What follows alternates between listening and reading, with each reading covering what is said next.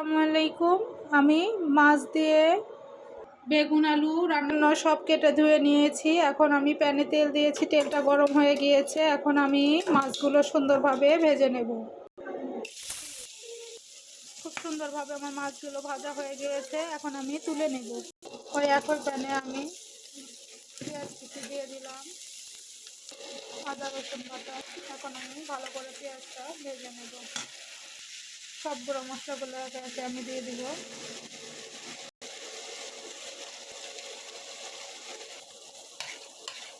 সামান্য পরিমাণে পানি দিয়ে দিলাম। মশলাটা আমার কষানো হয়ে গিয়েছে। এখন কেটে ধুয়ে রাখা সবজিগুলো দিয়ে দিব।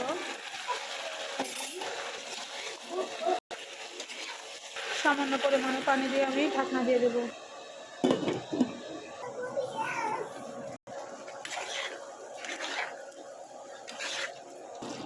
এখন আমি টমেটোগুলো দিয়ে দিব।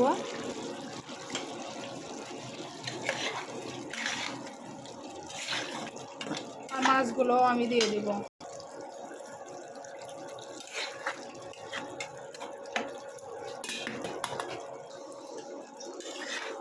আমি এখন রাঁধুনি পাতা দিয়ে দিব উপর দিয়ে।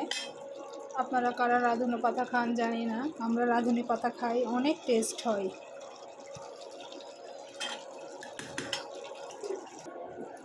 ফাইনালি আমার রান্নাটা হয়ে গিয়েছে, এখন আমি নামিয়ে নিব। এই তো আমি ঢেলে নিলাম। অবশ্যই আপনারা কমেন্টে জানাবেন আমার রান্নাটা কেমন হলো।